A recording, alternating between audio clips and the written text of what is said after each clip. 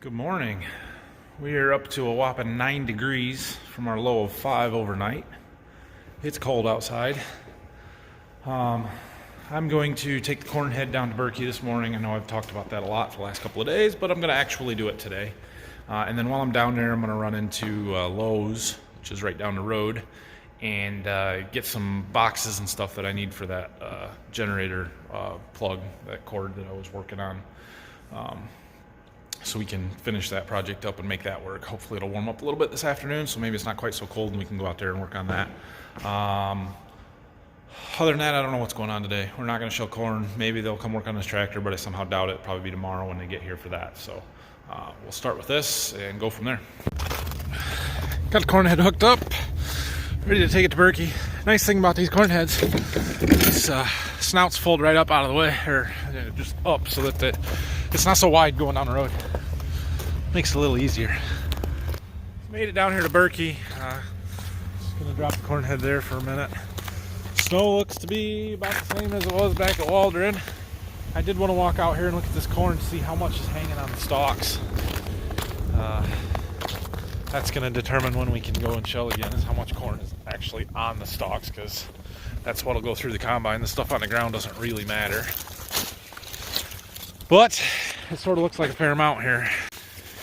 You can see all of this. That snow will plug up a combine pretty quickly. So we'll have to wait for it to warm up and melt off, which make the ground sloppy. Means this is going to be all kinds of fun. I'm going to pull a couple of ears and do a moisture test just because I haven't done one from down here for a while. So we'll see how wet this corn is. Oops.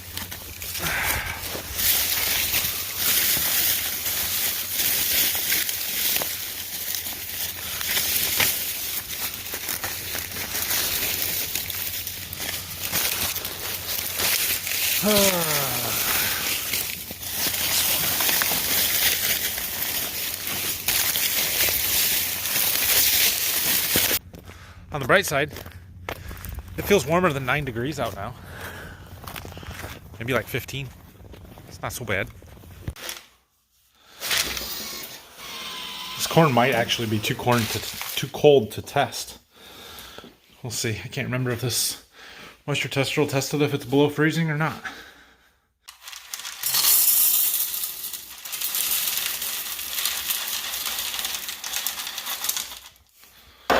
Three years is exactly what you need to run a test, by the way.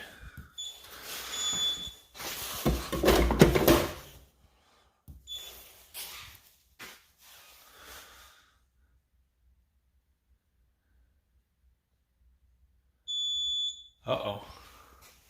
Well, apparently the corn is too cold. It says cold sample moisture too high.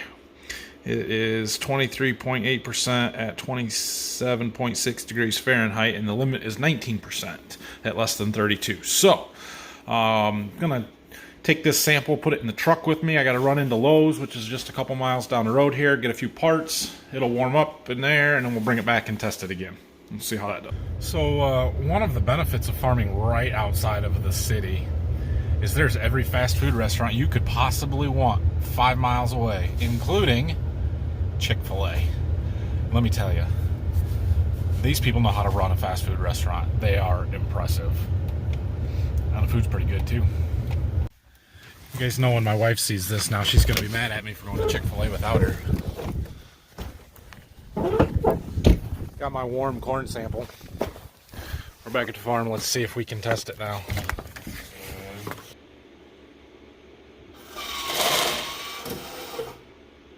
26.8. Well, that is better than the 30% that this corn was a week or two ago when we had them ears that we took back up to Waldron and tested. So, yeah, it's not terrible. I do have some earlier stuff. That was 108-day corn. I've got some 103-day stuff in another field that might actually be dry, or, you know, like 22%. So that would be good. So plan now is I'm going to stop and see one of my customers who's just around the corner here. Just check in with them, how their harvest is going and stuff. And then we'll head back up to Waldron.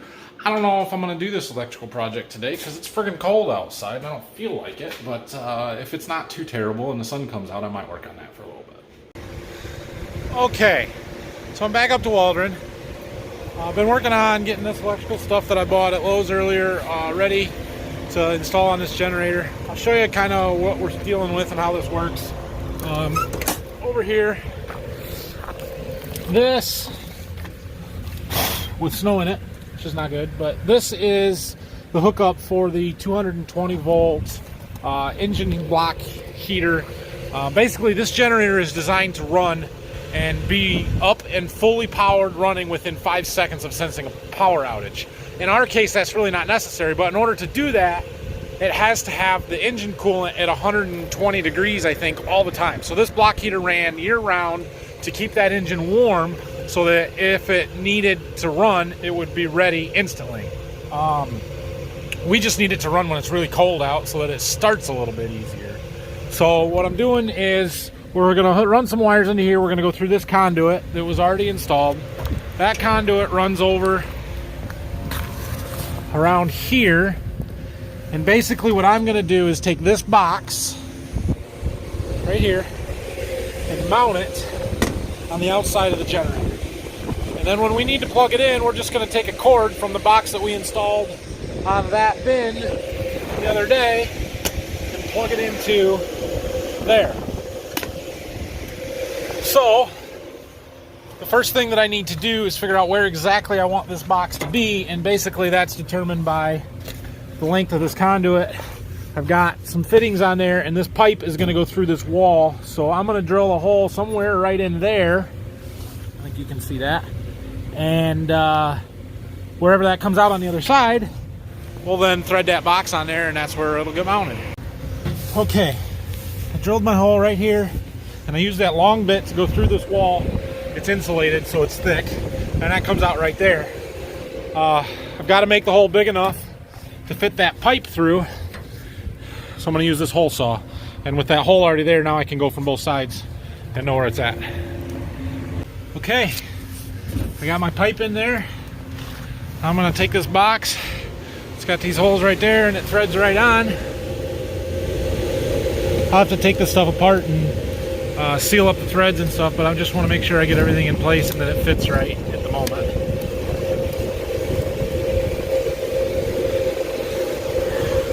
That'll go like that. We'll screw it to the side. All you gotta do is plug it in. We do have to get the wires run. So that's good. So I think we're ready to actually pull some wires in there, or I guess seal up them threads and tighten that box down and then run the wires. And pretty simple. It doesn't take much.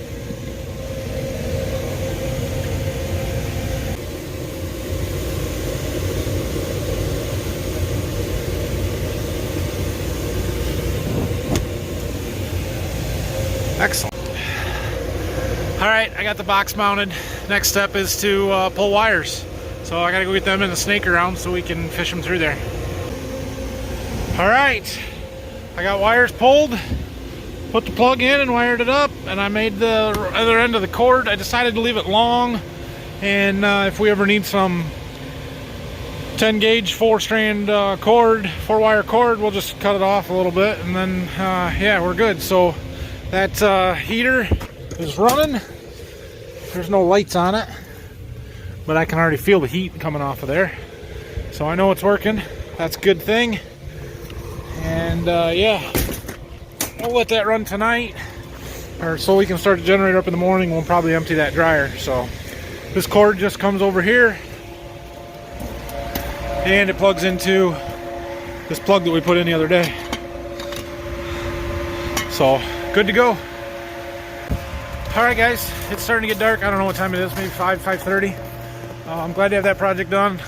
If I was smart, I would have done it this summer after we put the generator in instead of waiting until it got freaking 10 degrees outside to do it, but apparently I'm not that smart. It's the way things go. I am gonna go head home here for the night, so that's all for this video. I don't know what's going on tomorrow other than probably emptying that dryer. If I don't have much going on, I might start grouping 2 days into one video or something like that, and not putting one out every day, because well, it's just not as exciting when we're not shelling corn or in the fields, or after harvest we'll be working in the shop here, and I'll have some stuff going on that I can show you too. So, oh, they should come and fix that tractor tomorrow. That would be good. Maybe we can do some tillage in the afternoon. So, with that, have a good night. Click the like button. Subscribe to my channel. Check out all my other videos. I've got some really cool older ones. You know, if you missed one, I number them all so you can find them. It's easy to do. And check back tomorrow morning, 8 o'clock every day. Have a good night.